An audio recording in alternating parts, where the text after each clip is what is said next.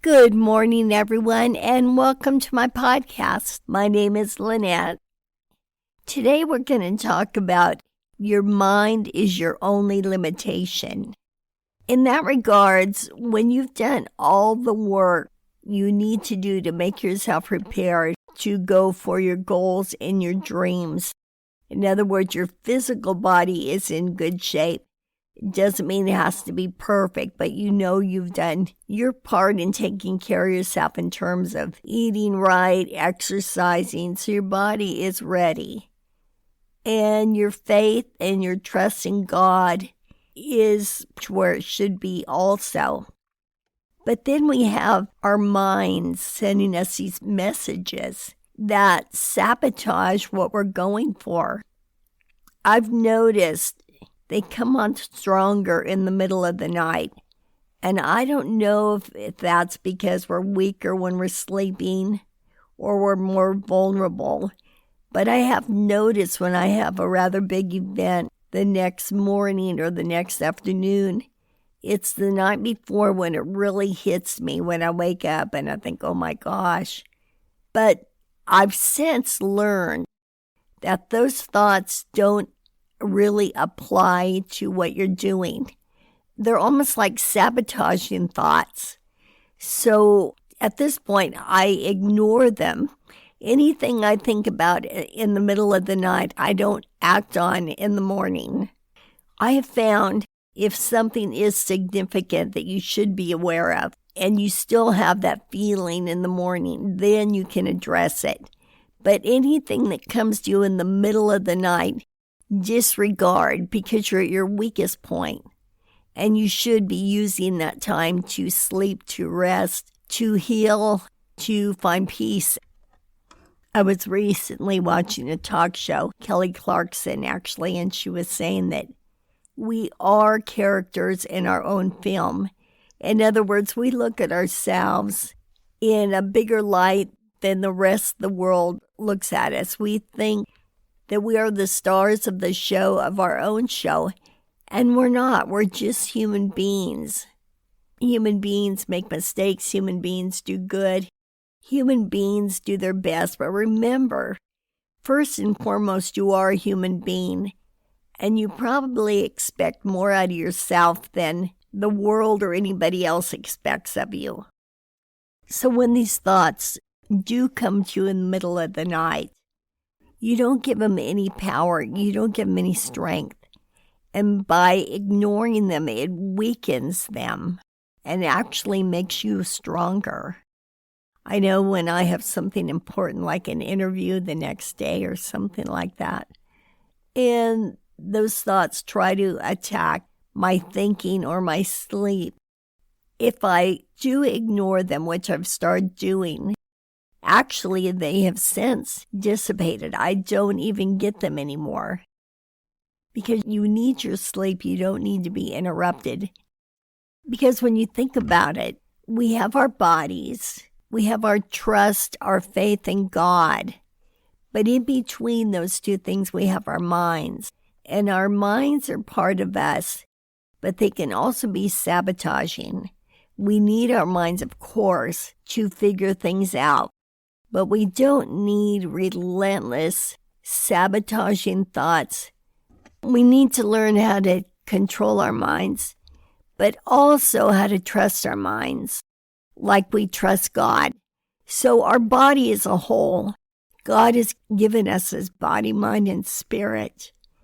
And they all need to be in line to be your best, to accomplish your best goals, to be your best self, to achieve your calling, to achieve your goals, to achieve what you want to do.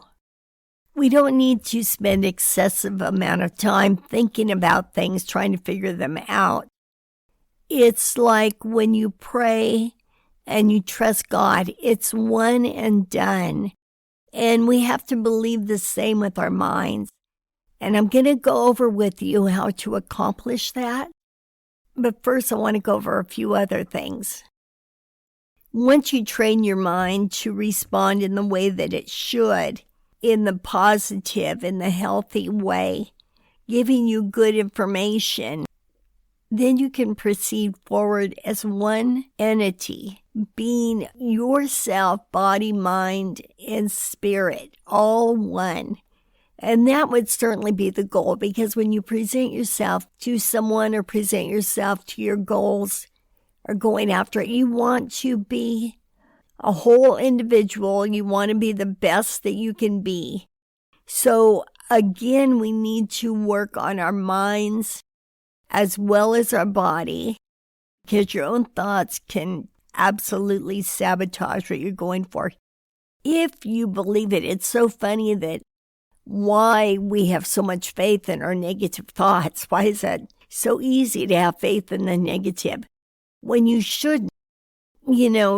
Lately, there's so many lies going on and, on the media, and you hear it over and over, and pretty soon you start to believe it.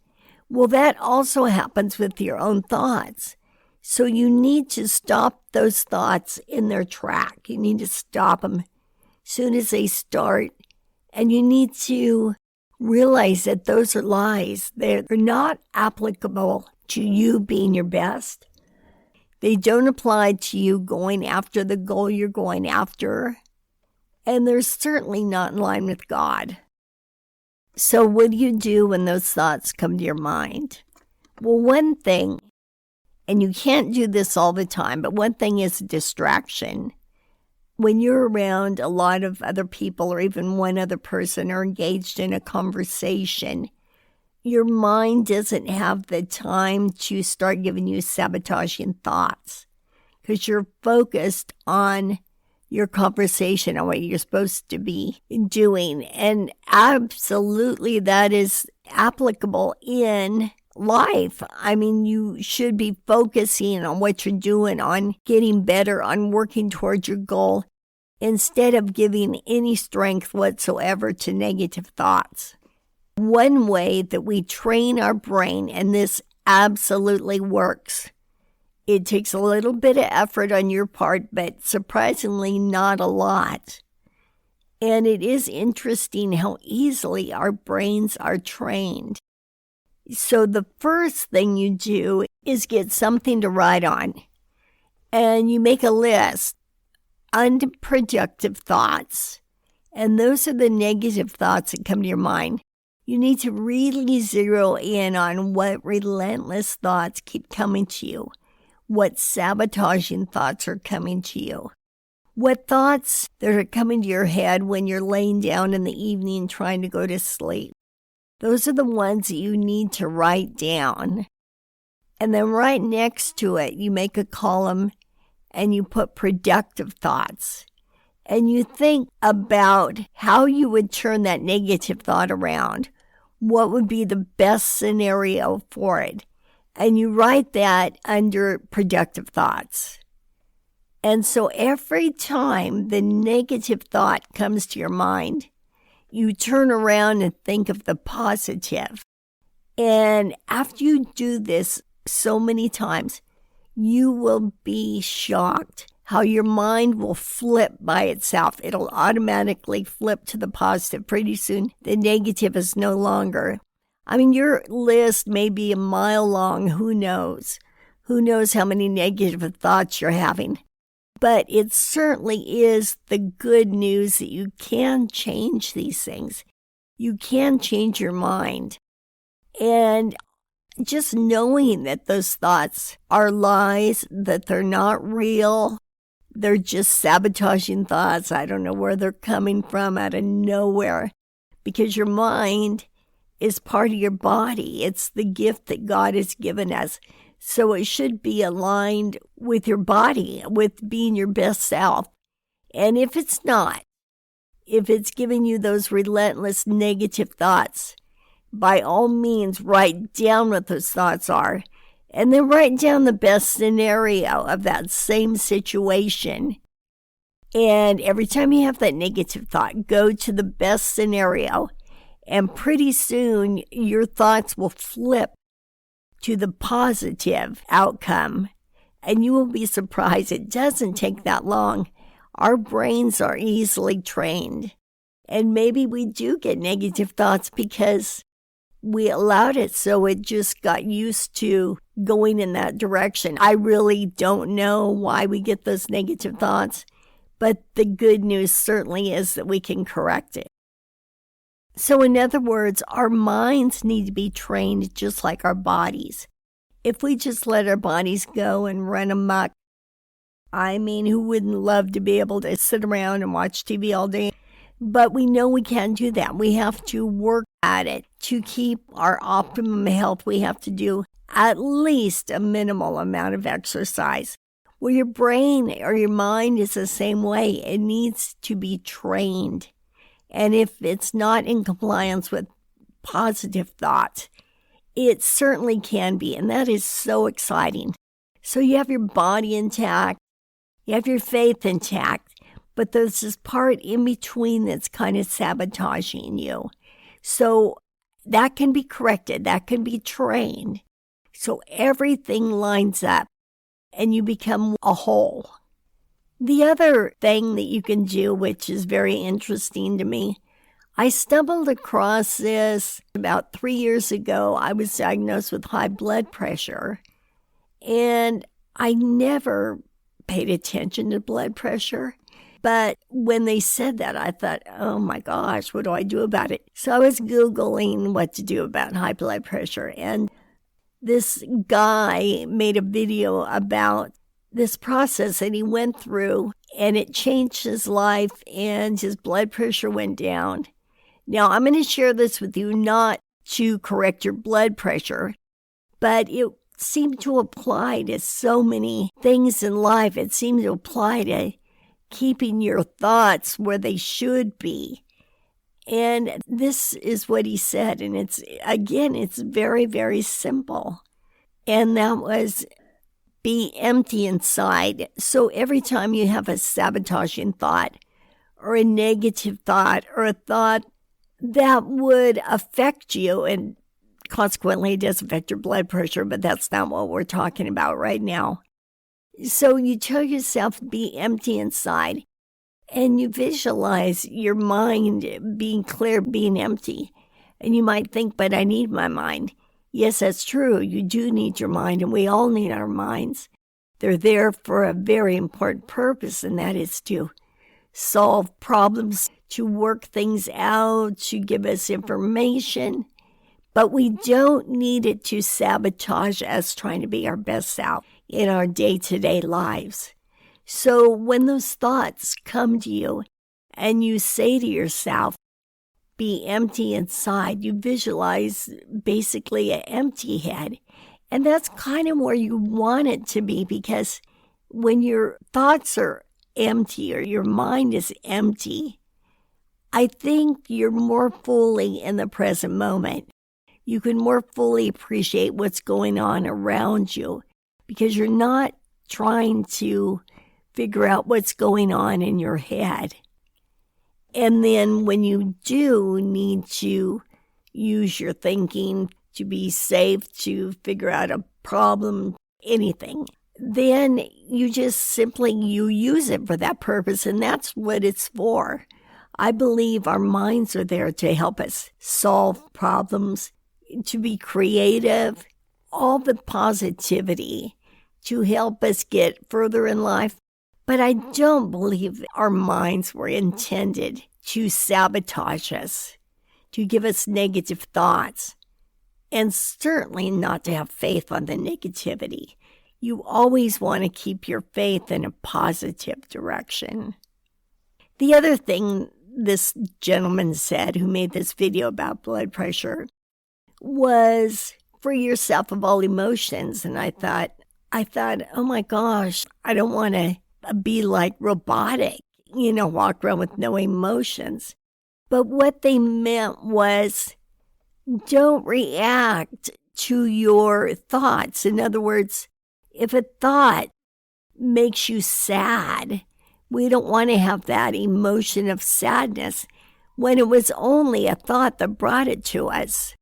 So by freeing yourself of all emotions, you're freeing yourself of the reactions to negative thoughts.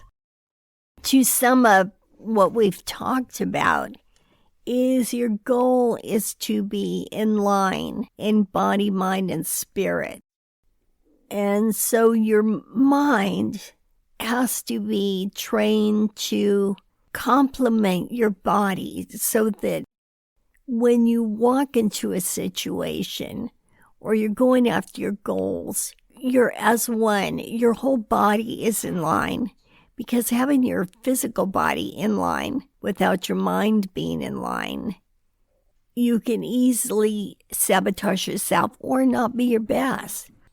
I mean, you may look your best going into this situation, but it doesn't mean you'll be your best. Your mind has to be on track, has to be in line with the other parts of you as well.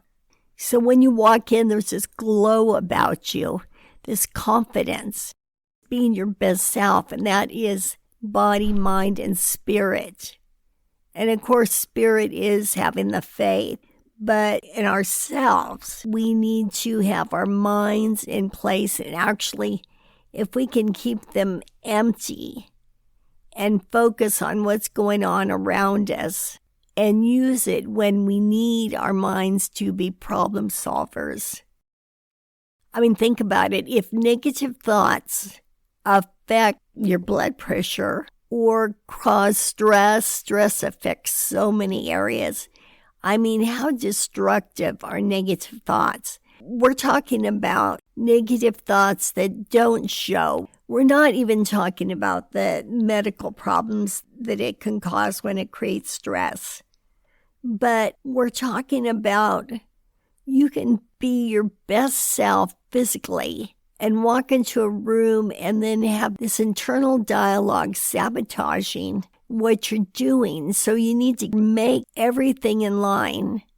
And again, if you're having thoughts that are not productive, write them down as non-productive thoughts. And then write the flip side next to it as a productive thought.